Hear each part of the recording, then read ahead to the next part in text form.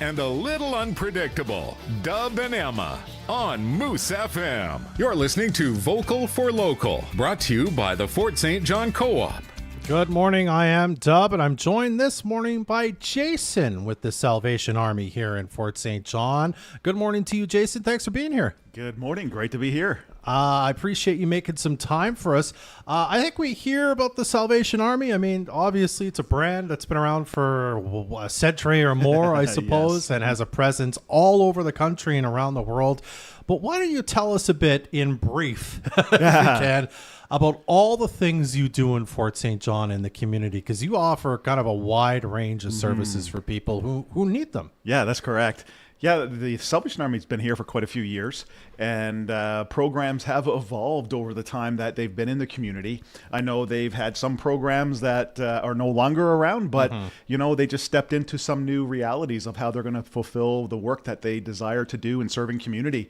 So here in the town, what we actually offer is a food bank. We have a thrift store. We have emergency shelter, transitional housing, supportive housing, and that's in collaboration with a lot of good partners. We're in collaboration with BC Housing and just a lot of amazing partners here in the community. And I mean, saying it's just for people in crisis might be kind of like overstating, because it's not. Because, you know, even, I don't know, you miss a paycheck for some reason or whatnot. You need the food bank once or twice. It's not like you have to be in a situation that you're stuck in. You can reach out for help to kind of get you through a tough time too, as I know Patricia has been on the show many times to talk about, right? It's kind of for everybody, honestly. Absolutely. We have a wide range of service. So like the food bank, you don't necessarily have to be someone you think that's without a job or anything like that.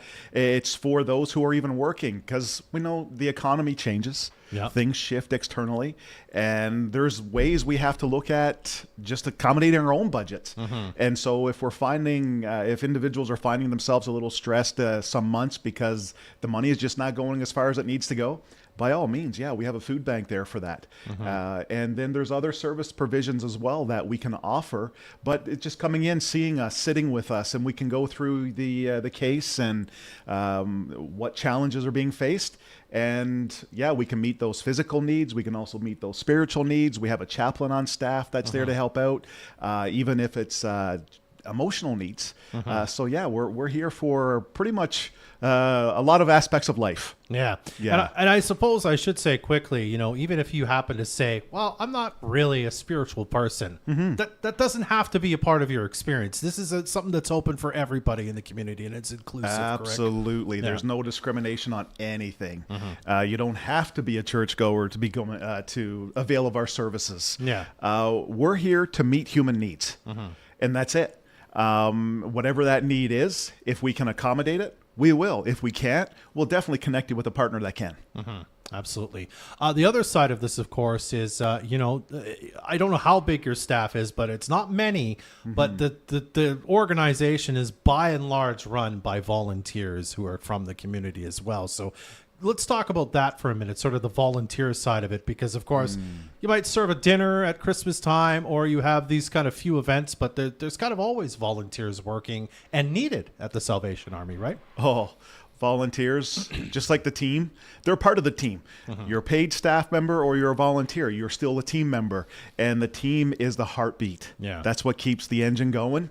And we have volunteers every day in our food bank, our thrift store. We can't do it without them. And there's a few, I have to say, even when I walk in the morning time, they're already there. Yeah. They're working hard at it. They love the mission. They love the work that we're doing, and they're there just to serve. It's not serving the organization, it's serving the community. Absolutely. Well, let's talk about you for a few minutes, Jason. I believe you've only been in this job for a few months at this point. Yeah, so it's July. This is pretty new for you. Tell us a bit about yourself. Are you from the Fort St. John area? Did you come from somewhere else? And what's kind of been your journey with the Salvation Army to get you to this point where you're essentially the leader of this local chapter of it? Yeah. So I'm not from Fort St. John. I'm from another fort, which is Fort McMurray. okay. About the same sort of level of latitude then, yeah. So I'm already acclimated with the climate, Yeah, which is that's great. So it won't be a shocker this winter. But my wife and I lived in Fort McMurray for 15 years. Originally, Newfoundland. Okay. Yeah. And how we, arrived here, my wife is not with the Salvation Army here in the community. Now, our background is Salvation Army, born and raised, grew up in the Salvation Army, in the church, volunteering myself. And then my wife and I were Salvation Army officers for about 12 years in the beginning of our career when we first got married. But then context of life just shifted a little for us. And that's where we found ourselves in Fort McMurray. And my background is I've been in executive leadership for about 20 years. And Fort McMurray, I ran, Canadian Tire is actually what brought me up to Fort McMurray. Oh, okay. So I was the store manager there for 4 years. And then I pivot back into the nonprofit where I went into government housing. Yeah. And so I was overseeing a shelter, supportive housing, pretty much everything that's here, minus a food bank and thrift store. Now, my time in the Salvation Army as an officer, I did have a thrift store, food bank, so I'm very well versed in understanding the organization. There's been lots of changes. I've been out of the Salvation Army for about 15 years. Still maintain this leadership level of executive leadership. Like I said, government housing. Then I went into crisis intervention. So crisis intervention, which incorporated suicide prevention, crisis line, mental health counseling. And then from there, I went into a youth serving organization, which is BGC.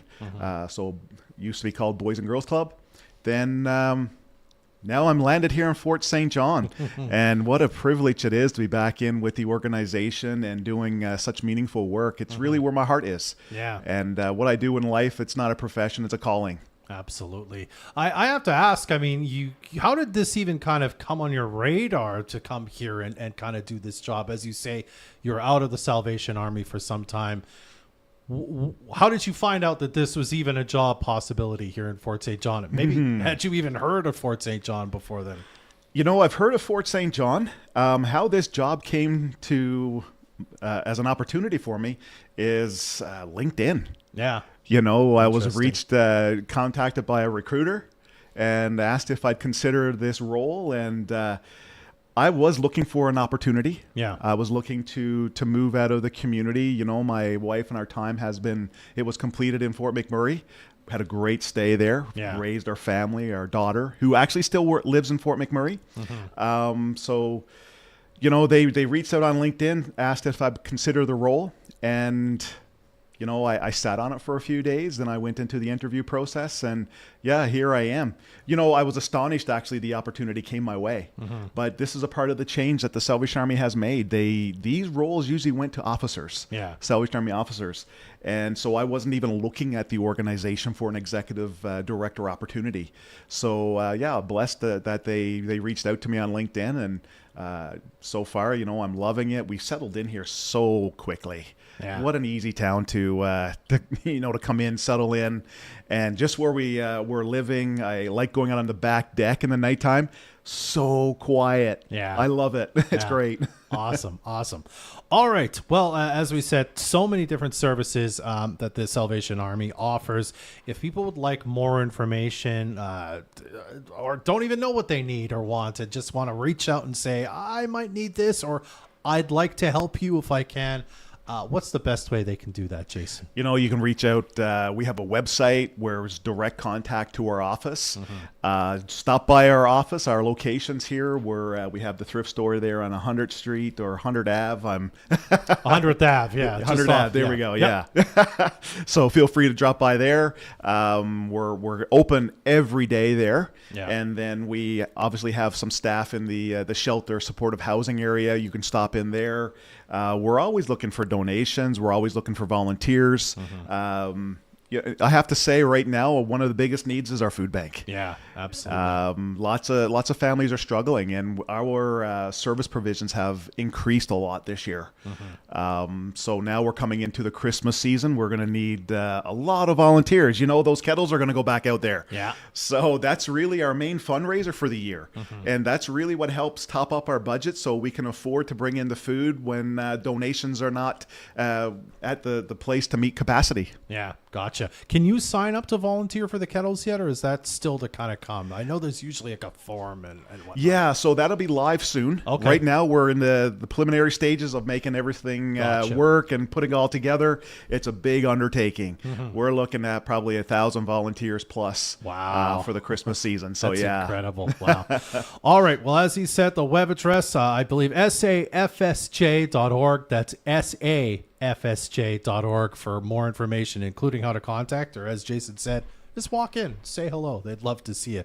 Jason, thanks for making some time to chat with us today. I appreciate it. Yeah, this was great. Fantastic. Thanks for having me.